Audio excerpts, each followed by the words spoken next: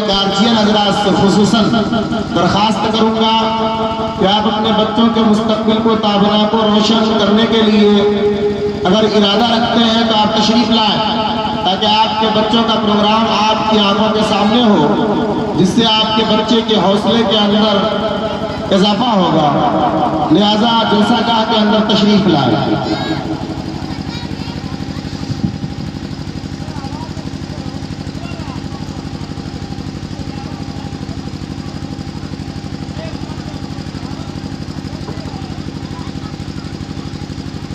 السلام علیکم ورحمۃ اللہ وبرکاتہ۔ میں عائشہ بکر بنت محمد امال جامعہ تعلیم القرآن للبنات کی مدرسہ طالبہ ہوں۔ السلام ورحمۃ اللہ وبرکاتہ۔ میں عبد بکر بنت محمد وضو جامعہ تعلیم القرآن للبنات کی مدرسہ طالبہ ہوں۔ حدیث نمبر 1، العلم نور، علم روشنی ہے۔ حدیث نمبر 2، الصبر ضیاء۔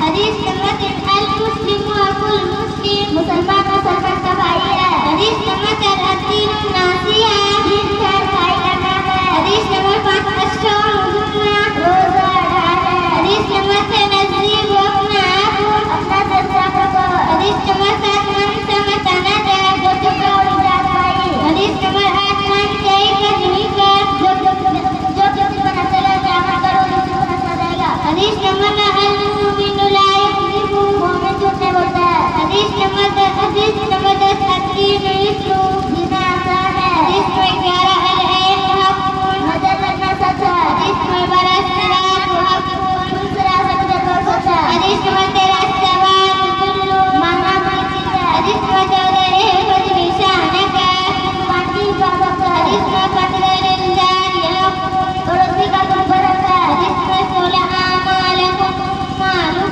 جیسے تمہارے اعمال ویسے تمہارے عقل۔ حدیث نمبر 17، المستطاع المتمن، جس سے مشورہ لیا جائے وہ عامل ہو۔ حدیث نمبر 18، تحابوا، ہدیہ لیتے دیتے رہو محبوب ہو جاؤ گے۔ حدیث نمبر 19، لا تسبوا صحابی، میرے صحابہ کو بے عزت کرو۔ حدیث نمبر 20، اتقوا دعوۃ المظلوم، مظلوم کی آہ سے بچو۔